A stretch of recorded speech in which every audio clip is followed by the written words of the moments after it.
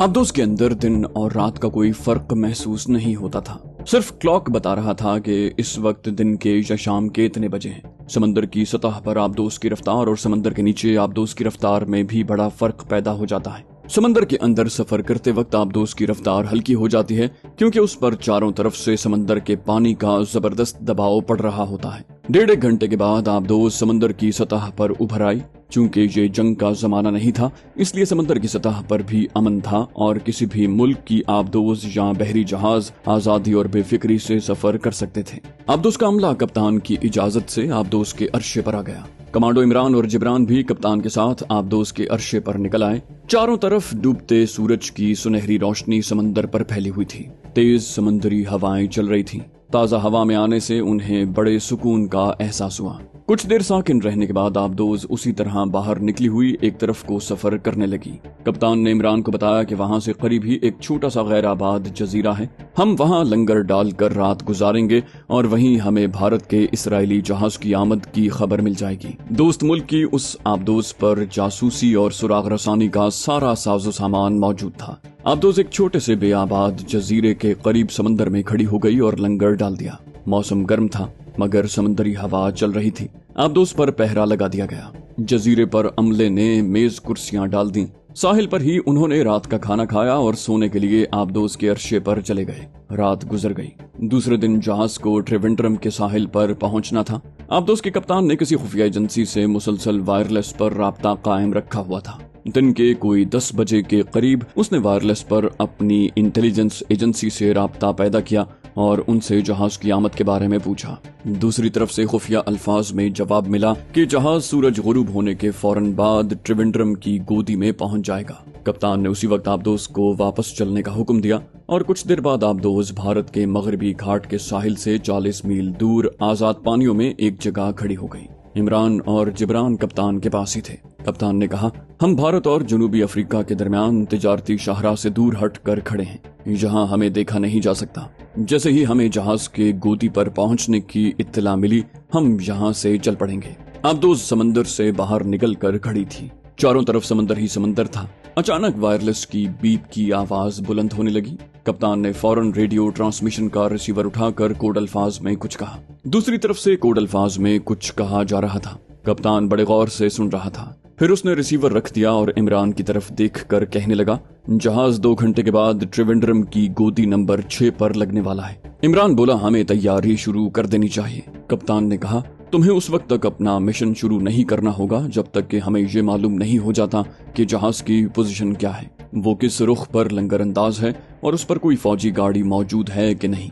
अगर है तो वो किस अंदाज में पहरे पर है और उसके अलावा सिक्योरिटी के इंतजामात क्या क्या हैं। हमें इन इत्तलात की रोशनी में और उसके मुताबिक तैयारी करनी होगी क्योंकि ये भारत का बड़ा कीमती और अहम जहाज है और ऐन मुमकिन है कि उसकी हिफाजत के लिए जहाज के खुले समंदर वाली समंदर में बारूदी सुरंगें बिछा दी गई हों।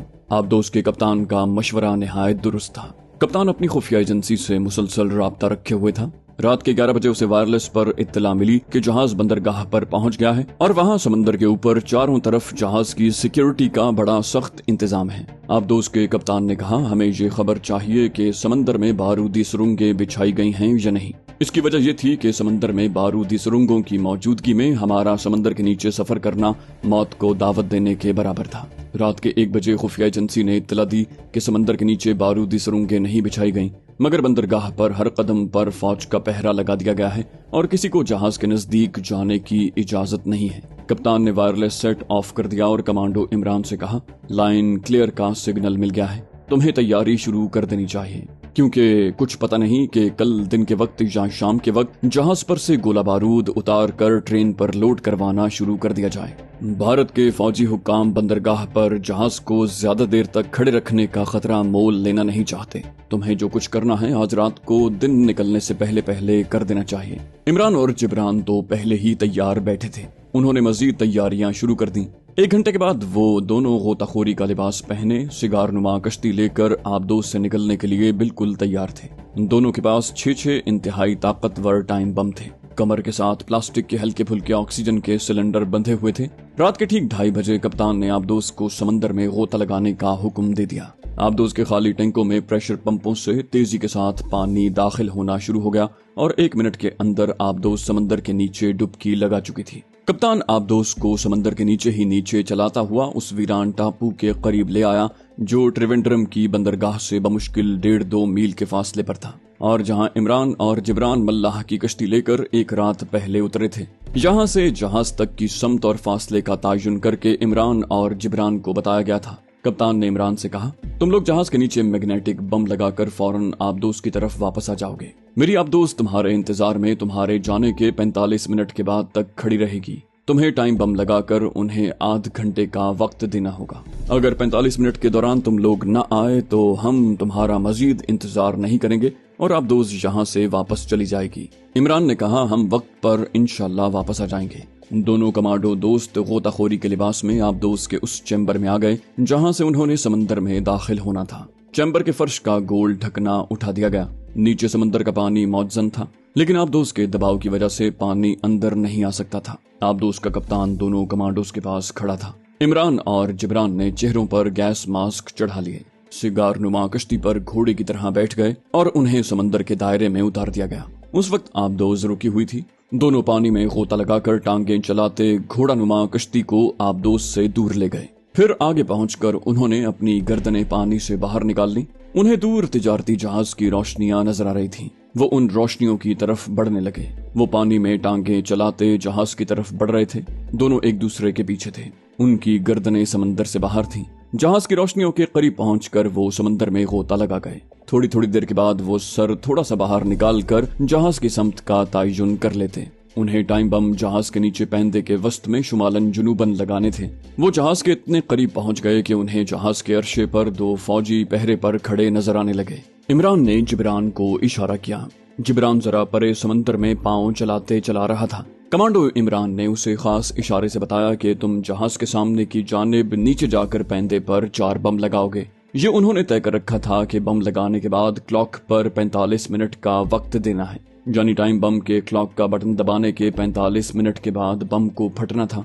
इमरान का इशारा पाते ही कमांडो जिब्रान समंदर में डुबकी लगा गया और पानी के अंदर ही अंदर पांव चलाते हुए जहाज के सामने के रुख वाले पैंदे के नीचे गोता लगा गया। कमांडो इमरान जहाज के अकब की जानिब से समंदर में गोता लगाकर जहाज के अकबी पैंदे के नीचे आ गया। उसे एक जानिब लंगर का आहनी संगल नजर आया। उन्हें समंदर के नीचे ज्यादा से ज्यादा 15 मिनट तक रहना था। कमांडो इमरान ने जल्दी से एक एक करके 4 मैग्नेटिक टाइम बम जहाज के पैंदे पर चिपका दिए और बटन दबाकर टांगे चलाता घोड़ा नुमा कश्ती के साथ समंदर के अंदर ही अंदर जहाज से दूर हटने लगा। उन्हें मिशन खत्म करके जहाज से कुछ फासले पर दोबारा समंदर में से सर बाहर निकालकर एक दूसरे से मिलाप कायम करना था। कमांडो जिब्रान ने भी जहाज के पैंदे पर शुमाल के रुख पर 4 मैग्नेट बम चिपकाकर उसके बटन दबा दिए। बम पर लगे हुए क्लॉक ने उल्टी गिनती शुरू कर दी थी। ठीक 45 मिनट के बाद 2-2 सेकंड के वक्फों के बाद कयामत खेज धमाके के साथ फट पड़ना था। इस काम से फारिग होने के फौरन बाद कमांडो जिब्रान तेजी से टांगे चलाता जहाज के बहुत बड़े पैंदे के नीचे से निकलकर ऊपर आने लगा। समंदर की सतह पर आते हुए उसका अंदाजा गलत हो गया और जैसे ही उसने सर बाहर निकाला उसकी कमर से बंधे हुए ऑक्सीजन सिलेंडर की पीतल की डबरी जोर से जहाज के स्टार बोर्ड यानी जहाज की आहनी दीवार से टकराई। टकराने से रात की खामोशी में बड़े जोर की आवाज पैदा हुई।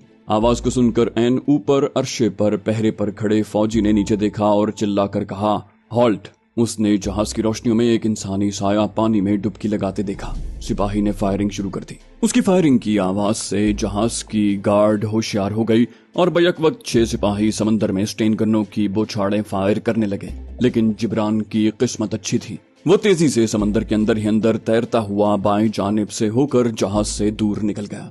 जब जबरदस्त फायरिंग के बाद समंदर में से कोई लाश उभर कर ऊपर न आई तो यही समझा गया कि गार्ड ड्यूटी पर खड़े सिपाही ने किसी बड़ी मछली को पानी से उभर कर डुबकी लगाते देखा होगा। कोस्ट गार्ड के स्टीमर ने भी सर्च लाइट रोशन करके जहाज की तीनों जानिब 2-3 चक्कर लगाए, मगर कोई इंसान समंदर में नजर न आया। फायरिंग की आवाज कमांडो इमरान ने भी सुनी थी और उसे तशवीश हुई थी, मगर वो खुद वहां से तेजी से आगे वीरान टापू की तरफ निकल गया था। थोड़ी देर बाद जिब्रान भी उसके पास पहुंच गया। उसके नीचे से घूमकर कश्ती निकल गई और वो समंदर में तैरता हुआ वहां तक पहुंचा था। इमरान ने फिक्रमंदी के साथ पूछा, क्या हुआ था? जिब्रान बोला, जहाज के नीचे से निकलते हुए मेरे सिलेंडर की पीतल की नॉब जहाज की साइड से टकरा गई थी, जिसको सुनकर ऊपर से गार्ड ने फायरिंग शुरू कर दी। वो टापू की रेत पर रात के अंधेरे में समंदर से बाहर निकल आए थे और चेहरों पर से गैस मास्क उतारकर हाथों में पकड़े हुए थे। उन्हें आबदोज से निकलकर जहाज तक पहुंचने और बम लगाकर वापस आने में 40 मिनट लगे थे। ठीक 5 मिनट के बाद आबदोज ने समंदर से निकलकर उन्हें सुर्ख बत्ती का सिग्नल देकर आबदोज पर उठा लेना था। 40 मिनट उन्हें बम्बों के लगाने में और बम्बों के टाइम क्लॉक दबाने में लगे थे। उसके 45 मिनट के बाद बम्बों ने फट जाना था। इमरान और जिब्रान ने हिसाब लगाया तो बम्बों के फटने में 40 मिनट बाकी रह गए थे। 5 मिनट बाद आबदोज की तरफ से सुर्ख बत्ती का सिग्नल मिल गया। इमरान ने छोटी टॉर्च रोशन करके सिग्नल का जवाब दिया। उसके 10 मिनट के बाद रबड़ की कश्ती उन दोनों को लेने आ गई। दोनों कश्ती में सवार होकर 10 मिनट में आबदोज में उतर गए। आबदोज समंदर से बाहर निकली हुई थी। अब बम्बों के फटने में सिर्फ 35 मिनट रह गए थे।